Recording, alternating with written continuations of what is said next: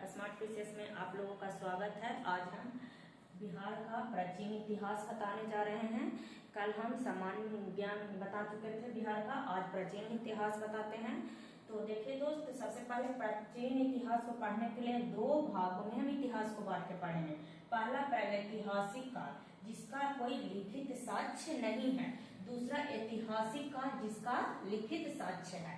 ठीक है। अब प्रागैतिहासिक काल में जैसे लिखित साक्ष्य की कुछ लिखा हुआ चीज हमको नहीं मिला है, उसमें जैसे औजार मिल गया है, पत्थर का मिल गया है, लकड़ी का मिल गया है, कोई सामान मिल गया निर्माण, लेकिन उस पर कुछ लिखा हुआ नहीं है। तो अब इसको हम पशु देखें, तीन तरह से इसको हम बांट सकते हैं। प्रागैतिहासिक काल को भी हम तीन तरीके से बांट के पढ़ेंगे। जैसे पशु पूरा पाषाण काल, ठीक है, उसके बाद मध्य पाषाण काल, फिर नव पाषाण काल। ऐसे याद करेंगे, पहले पूरा आता है, उसके बाद मध्य आता है, फिर नव आ जाता है। ठीक है। अब इसका ईस्वी भी हमको याद करना है। जैसे कि देखिए इसका ईस्वी कितना अच्छा है, 10 लाख ईस्वी पूर्व से लेके 10,000 ईस्वी पूर्व तक। ठीक है। उसके बाद मध्य पाषाण में आते हैं तो 10,000 ईस्वी पूर्व से लेकर के 6,000 ईस्वी पूर्व तक। उसके बाद नव पाषाण में आते हैं तो नव पाषाण में कितना, 6,000 ईस्वी पूर्व से लेकर के 4,000 ईस्वी पूर्व तक। तो इसको हम एक दो बार में याद कर लेंगे। जैसे पहला देखो, अगर हम 10-10 याद कर लेते हैं तो 10 लाख से 10,000 ईस्वी पूर्व। अब है मध्य पाषाण में तो 10,000 ईस्वी पूर्व से 6,000 ईस्वी पूर्व। अब फिर ये 6 बच गया तो 6 इसको वाला लेना है। तो नव पाषाण में 6,000 ईस्वी पूर्व से 4,000 ईस्वी पूर्व, यानी इसका लास्ट है जो शुरू में लेना है, इसका लास्ट है जो इसके शुरू में लेना है, बस। उसका ऐतिहासिक काल में जिसका लिखित साक्ष्य हो, कुछ लिखा हुआ मिले, इसका काल क्या है तो 600 ईस्वी पूर्व के बाद, यानी 600 ईस्वी भी ले सकता है, उसके बाद के काल से हम मानेंगे कि ऐतिहासिक काल है। जैसे कि सिंधु घाटी सभ्यता। अब मनुष्य इसमें क्या था, मनुष्य इस समय गंगा घाटी के किनारे रहता था। कब, ऐतिहासिक काल में मनुष्य कहाँ रहता था तो गंगा घाटी के किनारे। और इनको जीवन निर्वाह के लिए, जो गंगा घाटी के किनारे रहते थे, उनको जीवन निर्वाह के लिए क्या क्या चीज थी तो कृषि था, शिकार था, और क्या था, पशुपालन था। ठीक है। तो हम बिहार का प्राचीन इतिहास पढ़ रहे हैं, उसमें प्रागैतिहासिक और ऐतिहासिक। ठीक है। बताते हैं कि पूरा पाषाण काल, मध्य पाषाण काल और नव पाषाण काल में क्या क्या चीज बिहार में मिले हैं। ये हमेशा 1 नंबर ऑब्जेक्टिव में क्वेश्चन आता है। तो देखिए इसको हम 10-10 इसलिए लिख दिए कि जितना बार पढ़ेंगे, जितना बार लिखा हुआ देखेंगे, उतना बार हमको याद हो जाएगा, और ये आगे ही याद हो जाएगा, बाद में याद करने की जरूरत नहीं है। तो 10 लाख ईस्वी पूर्व से 10,000 ईस्वी पूर्व कौन सा था, पूरा पाषाण का। इसमें पश्चिमी चंपारण के वाल्मीकि नगर से मिला था हमको औजार। ठीक है। कुल्हाड़ी, चाकू मिला था। और फिर नालंदा में मिला है, और जेठियन जो कि गया में है, वहां से भी मिला है औजार का, पूरा पाषाण काल में। अब आते हैं मध्य पाषाण काल में, इसमें 10,000 ईस्वी पूर्व से 6,000 ईस्वी पूर्व इसकी है क्या, ईस्वी काल। मुंगेर से पत्थर के औजार। इंपॉर्टेंट है कि मध्य काल में कहाँ से मिला है औजार तो मुंगेर से, माँ से मध्य काल और माँ से मुंगेर, पत्थर के औजार मिले हैं। इसी समय मुंगेर में कौन संस्कृति थी तो एसुलरी संस्कृति थी। एसुलरी संस्कृति मतलब कहते हैं जो झोपड़ी फूस का जो होता है उसमें रहते थे, उसी को कहते थे एसुलरी संस्कृति। झोपड़ी फूस का होता था तो उसको बोलते हैं क्या, एसुलरी संस्कृति। अब आते हैं नव पाषाण काल में, तो 6 से 6,000 ईस्वी पूर्व से 4,000 ईस्वी पूर्व था इसका काल। इसमें एकदम इम्पोर्टेंट क्वेश्चन आएगा, बहुत इम्पोर्टेंट। सारण जिले के चिरांद, पूछेगा कि चिरांद जो शहर है वो किस जिले में था प्राचीन काल में बिहार में, तो सारण जिले में। चिरांद कहाँ था, सारण जिले में। और वैशाली के चेचर, और चेचर कहाँ जगह, चेचर नामक जगह कहाँ है तो वैशाली में। इसको एकदम याद रखना, सारण तो चिरांद, और वैशाली तो चेचर। देखिए हम एक ट्रिक बता देते हैं। वैशाली, ऊपर 2 वै यानी ऐ की आकार है, तो इसमें भी एक ही आकार है, यानी कि वैशाली और चेचर, ये एक ही आकार वाला एक जगह। यानी वैशाली में कौन सा जगह था, चेचर, और सारण में कौन सा जगह था, चिरांद। ठीक है। यहाँ से क्या मिला है, पत्थर के सूक्ष्म औजार। कौन सा औजार, पत्थर के सूक्ष्म औजार, यानी पत्थर जो था उसके छोटे छोटे औजार बनाए गए थे। और क्या क्या मिला है, तार, ताम्र और मिट्टी के मृदभांड मिले हैं। ताम्र के मृदभांड मिले हैं और मिट्टी यानी अभी हम लोग जो घड़ा देखते हैं उसी को बोलता है मृदभांड। तो क्या क्या चीज का मिला था? ताम्र का, मिट्टी का। कहाँ से मिला था? तो सारण जिले के चिरांद से और वैशाली जिले के चेचर से मिला था। ठीक है, इतना समझ में आ गया। उसके बाद हम आगे चलते हैं कि बिहार में जो शासन प्रणाली थी वो किस तरीके से चल रही थी और शासन प्रणाली के बाद कौन कौन से मगध में वंश आए हैं उसके बारे में पढ़ेंगे। ठीक है, तो देखिए फ्रेंड, बिहार की शासन प्रबंधन यानी कि बिहार में जो क्षेत्र था उस पे शासन प्रबंधन कैसे होता था प्राचीन काल में। तो सबसे पहले देखिए मनुष्य आया। मनुष्य आया तो मनुष्य से समाज बना, यानी मनुष्य है, ढेर सारे मनुष्य होंगे, उसके बाद क्या बनेगा? समाज। और समाज को कोई चलाने वाला चाहिए, जैसे कि अभी समाज है उसको चलाने वाला क्या है? मुखिया है, मुखिया से ऊपर है कि शासन पद्धतियां हैं। तो पहले मनुष्य आया, मनुष्य से समाज है, समाज से उसको चलाने वाला शासक आया।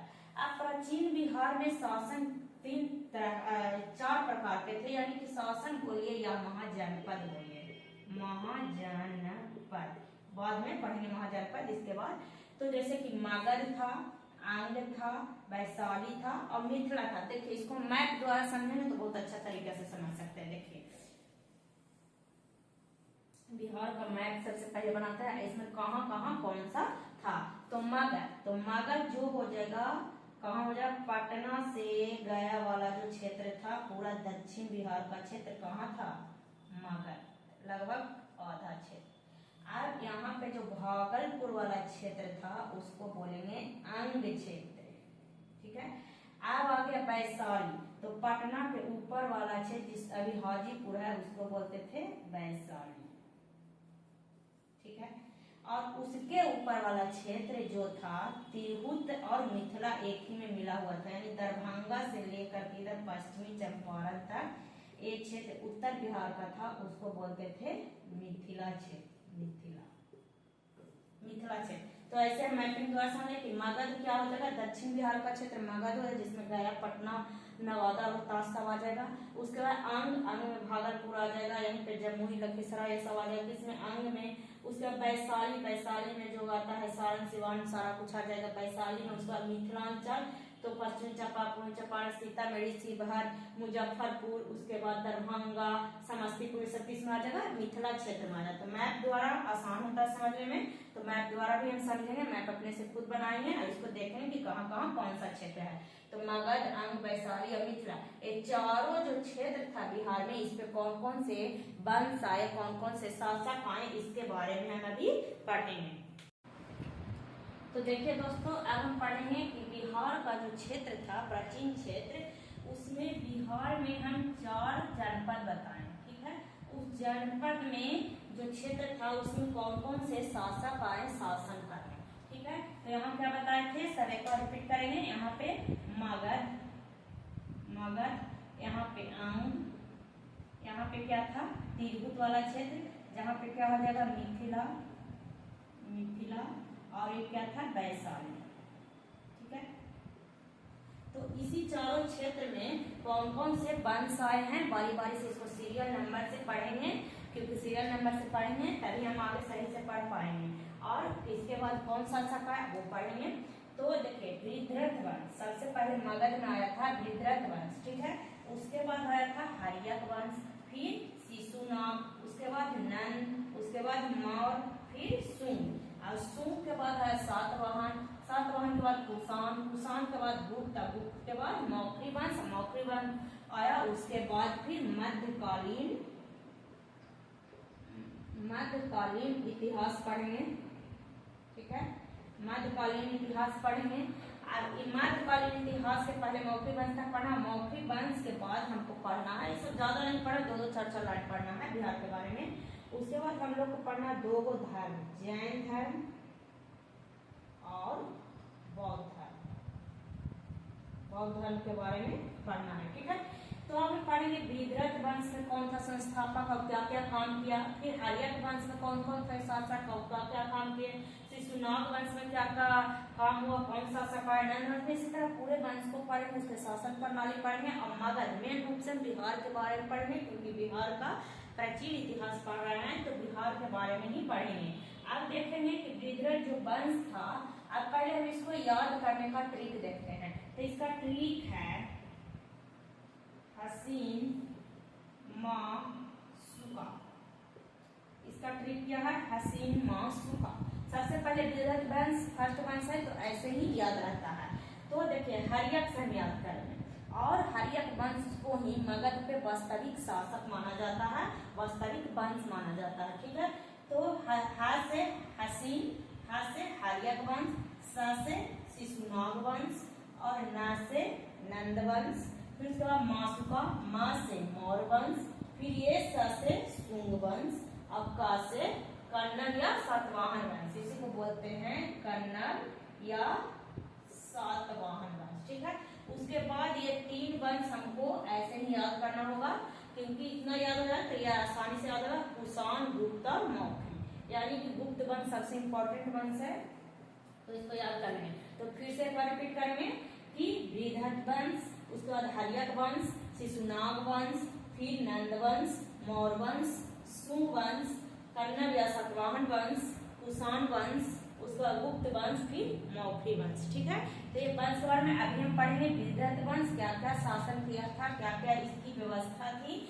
बिहार के क्षेत्र में, उसके बारे में पढ़ेंगे। फिर हर्यक वंश, फिर शिशुनाग। 2 दिन क्लास चलेगी प्राचीन इतिहास को, तो पूरी कंप्लीटली खत्म हो जाएगी, फिर कहीं से पढ़ने की आपको जरूरत नहीं है। ठीक है दोस्त, अब बिहार का प्राचीन इतिहास में पढ़ेंगे। सबसे पहले मगध पे कौन वंश आया था? तो बृहद्रथ वंश आया था, जो मगध का सबसे पहला और प्रतापी राजा था। ठीक है, इसका पुत्र भी आया था, तो इसका पुत्र था जरासंध, जो मगध पे शासन करने में बृहद्रथ वंश का 9वां शासक था। कौन? जरासंध। इससे पहले जैसे बृहद्रथ वंश आया तो इससे प्रतापी शासक था, इसके बाद बृहद्रथ आया, उसके बाद बहुत सारे शासक, 8 शासक आए, उसके बाद 9वां शासक कौन था? जरासंध था, जो 9वां था। ठीक है, उसके बाद इसका पुत्र आया सहदेव। इसके बाद मगध पर कुल 32 शासक आए। किसका? किस वंश का? बृहद्रथ वंश का मगध पर कुल 32 शासक शासन किए। ठीक है, उसके बाद इसका अंतिम शासक जो था, किसका? बृहद्रथ वंश का अंतिम राजा जो था रिपुंजय था। कौन था? रिपुंजय। और रिपुंजय का हत्या कौन करा दिया? पुलिक करा दिया, जो किसका मंत्री था? रिपुंजय का ही मंत्री था, और मंत्री उसका हत्या करवा दिया। और फिर पुलिक का हत्या कौन करवा दिया? भट्टिय। भट्टिय भी इसका मंत्री था, पुलिक का, यानी कि मंत्री ही शासन के लिए क्या कर रहा है? अपने शासक को, राजा को हत्या करवा दिया। जैसे रिपुंजय का कौन कराया? पुलिक, जो मंत्री था। अब पुलिक का कौन हत्या करा दिया? भट्टिय करा दिया। अब भट्टिय का पुत्र, यानी भट्टिय मंत्री का हत्या करा के अपने पुत्र को ला दिया गद्दी पे। तो भट्टिय का पुत्र कौन था? भट्टिय का पुत्र था बिंबिसार। अब यहाँ से आप लोग का प्राचीन इतिहास का मगध पे शासन का सबसे इम्पोर्टेंट टॉपिक शुरू होने जा रहा है। मगध पे हर्यक वंश, और हर्यक वंश के संस्थापक कौन था? बिंबिसार। तो इसको बाद देखते हैं हम। मगध पे सबसे पहला कौन वंश? बृहद्रथ वंश। उसके बाद कौन वंश? हर्यक वंश। हर्यक वंश का शासक कौन था सबसे पहला? बिंबिसार। तो देखिए दोस्त, अब मगध पे सबसे इम्पोर्टेंट शासक, इम्पोर्टेंट वंश हम पढ़ेंगे, जैसे हर्यक वंश। ठीक है, तो सबसे पहला वंश कौन था? बृहद्रथ वंश। उसके बाद वास्तविक वंश था हर्यक वंश। ठीक है, उसका संस्थापक हर्यक वंश का कौन था? बिंबिसार। इसका पिता कौन थे? भट्टिय। याद रखेंगे कि बिंबिसार का पिता भट्टिय। तो संस्थापक कौन था हर्यक वंश का? बिंबिसार। इनका ईस्वी क्या था, काल क्या था? तो 544 ईस्वी पूर्व से 492 ईस्वी पूर्व तक। ठीक है, ये कितने वर्ष के उम्र में ये कर लिए थे, शासक बने थे, शासन किए थे? तो 15 वर्ष के आयु में शासन किए थे, यानी शासक बन गए थे। और ये कई गांव, छोटे छोटे गांव मिला करके, कई छोटे छोटे गांव मिला दिए, और उस गांव पे, यानी कि छोटे एक एक गांव पे शासन करना मुश्किल हो रहा था, तो बहुत सारे गांव को मिला करके एक बना दिए, क्या? आपन। यानी कि ढेर सारे गांव को मिला करके एक आपन। जैसे कि अभी हम लोग बोलते हैं ना कि बहुत सारे गांव को मिला के 10-5 गांव मिला करके एक पंचायत बनाते हैं, उसी तरीके से कई गांवों को मिला करके क्या बना दिए? आपन। क्यों? क्योंकि शासन करना आसान होता। और राजधानी इनका क्या था? बहुत इंपॉर्टेंट है, बहुत बार पूछा गया है कि मगध की राजधानी क्या थी? तो गिरिब्रंज। उसे आज हम लोग कहते हैं राजगीर या राजगीर। वर्तमान समय में राजगीर या राजगीर, पहले क्या बोला जाता था, गिरिब्रांड। अब इसकी 3 पत्नियां थी। कितनी पत्नियां थी, 3 पत्नियां। तो पहली पत्नी का नाम था कौशल के राजा प्रसेनजीत की बहन थी, यानी कि पहली पत्नी किसकी बहन थी, तो प्रसेनजीत की बहन थी, जिसका नाम था महाकोसला। और इसकी पुत्र क्या था नाम, अजातशत्रु, जो इसको भी पढ़ेंगे, ये भी बहुत इंपॉर्टेंट है।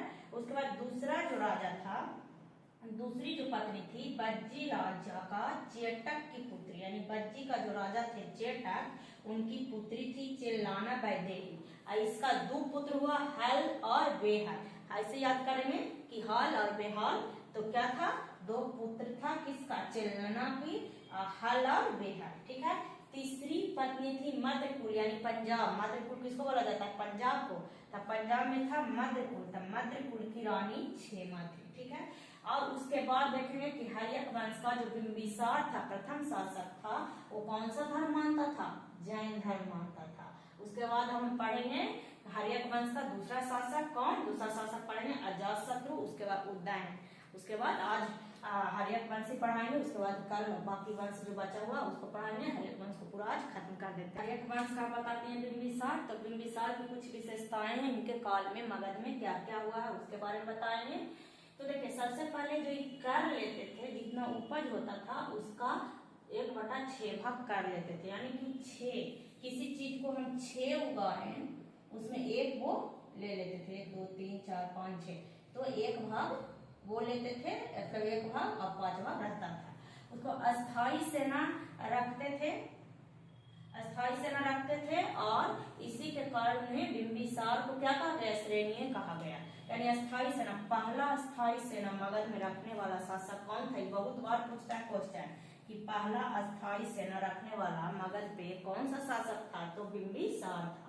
ठीक है। उसके बाद युद्ध में हाथी का प्रयोग पहली बार कौन किए थे, तो बिंबिसार, ये भी क्वेश्चन पूछता है। उसके बाद 16 महाजनपद का उद्भव इन्हीं के काल में हुआ था।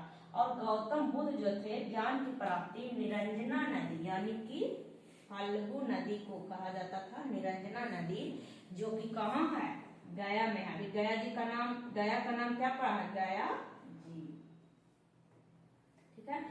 तो गौतम बुद्ध इन्हीं के समय गया में ज्ञान की प्राप्ति किए थे। किस नदी के किनारे, निरंजना, यानी फाल्गु नदी के किनारे 528 ईस्वी पूर्व में। उसके बाद राजवैद्य इनका एक था, जिसका नाम क्या था, जीवक था। वो बुद्ध के सेवा में लगा हुआ था, यानी ये दे दिए थे बुद्ध को कि उनकी सेवा करना है। अब 2 नगर वधु थी, इनके नगर में 2 नगर वधु थी, यानी कि एक वैशाली में और दूसरा राजगीर में।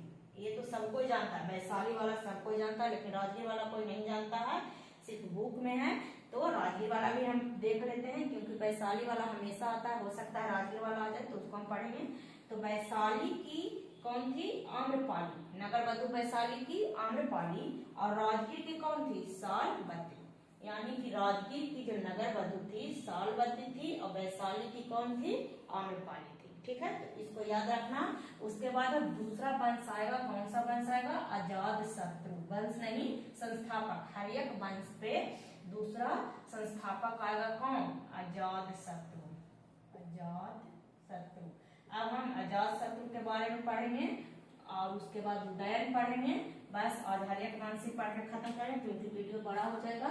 कल पढ़ेंगे बाकी 2 क्लास और चलेगा, एक धर्म से रिलेटेड, धर्म जो बौद्ध धर्म और जैन धर्म है, और कल पूरा शासक खत्म कर देंगे, वंश पूरा खत्म कर देंगे, उस वंश का सभी शासक खत्म कर देंगे। आज सिर्फ और सिर्फ हर्यक वंश, विद्रथ वंश और हर्यक वंश 2 वंश खत्म हुआ, बाकी कल का सब वंश खत्म हो जाएगा। तो देखिए फ्रेंड्स, अब हम बताएंगे हर्यक वंश का दूसरे शासक यानी संस्थापक। संस्थापक या शासक इसको बोलेंगे, संस्थापक तो हो गया, शासक अजातशत्रु के बारे में। अजातशत्रु के क्या क्या विशेषताएं थी, यानी कि क्या क्या कार्य किए थे मगध में वो। तो इनको सबसे पहले पितृहंता कहा जाता था, क्यों, क्योंकि अपने पिता को मार करके, बिंबिसार को मार करके ये गद्दी पे बैठे थे। उसके बाद इनकी पत्नी जो थी प्रसेनजीत की पुत्री वजीरा थी, यानी कि प्रसेनजीत की पुत्री कौन, वजीरा थी, किनकी पत्नी, अजातशत्रु की। उसके बाद इन्होंने सबसे पहले युद्ध में क्या प्रयोग किए थे, महाशिलाकंटक एवं रथमूलक का प्रयोग किए थे। क्या चीज में, युद्ध में। कहाँ युद्ध हो रहा था, तो हो रहा था वैशाली और मगध, वैशाली और मगध से। यही युद्ध कितना सालों तक चला था? तो 16 वर्ष तक यह युद्ध चला था। इसी युद्ध में महाशिलकंटक और रथमूलक का प्रयोग किए थे। उसके बाद इनके दो मंत्री थे जिसका नाम था बस्कार और सुनीत। ये पूछता है कि दो मंत्री जो इनका थे कौन कौन थे? बस्कार और सुनीत। ठीक है। उसके बाद आजीवक संप्रदाय के संस्थापक मखली गोसाल थे। उनका मृत्यु इन्हीं के काल में हुआ था। यानी ये भी क्वेश्चन ऐसे ही पूछ सकता है कि जो आजीवक संप्रदाय के संस्थापक कौन थे? तो मखली गोसाल थे। और जो मखली गोसाल थे वो किनके शासनकाल में थे? तो अजातशत्रु के शासनकाल में। और कहाँ? मगध में।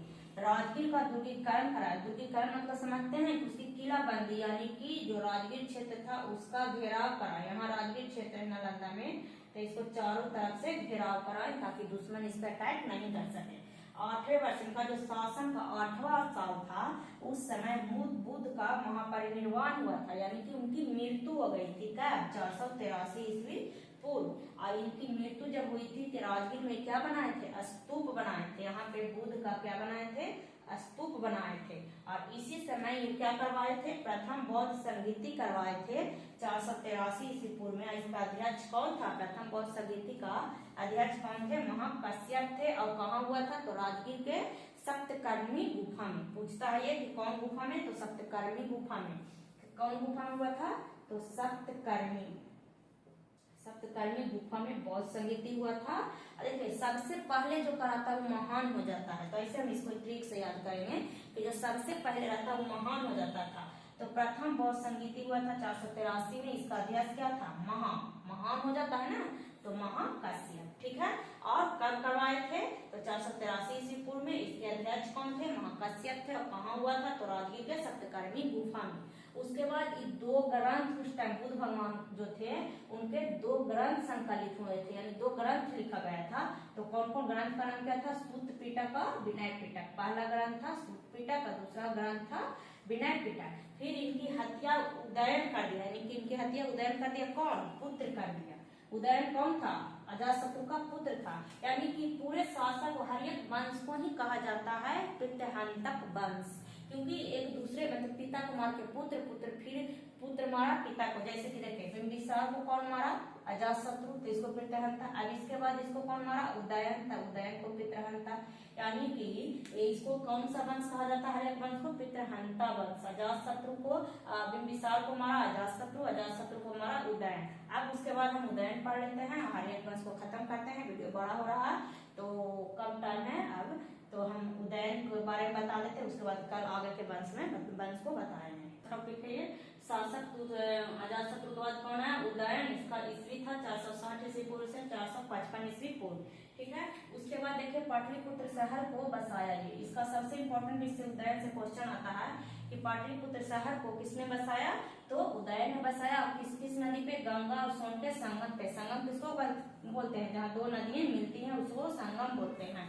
तो पाटलिपुत्र शहर को बसाया किस नदी पे? संगम और सोन के संगम पे। ठीक है। उसका राजधानी क्या था? पहले राजधानी राजगीर था, तो यही बदल दिया, राजगीर से पाटलिपुत्र बना दिया। और उदयन ही पटना को किलाबंदी कराया था। ठीक है। और देखिए राजगीर को किलाबंदी कौन करा? अजातशत्रु। और पाटलिपुत्र का कौन करा? उदयन। इसका भी 2 मंत्री था, सुनीध और बस्कार, जिसको हम अमात्य भी बोलते हैं। हर्यक वंश। अब देखते हैं कि हर्यक वंश का अंतिम शासक कौन था?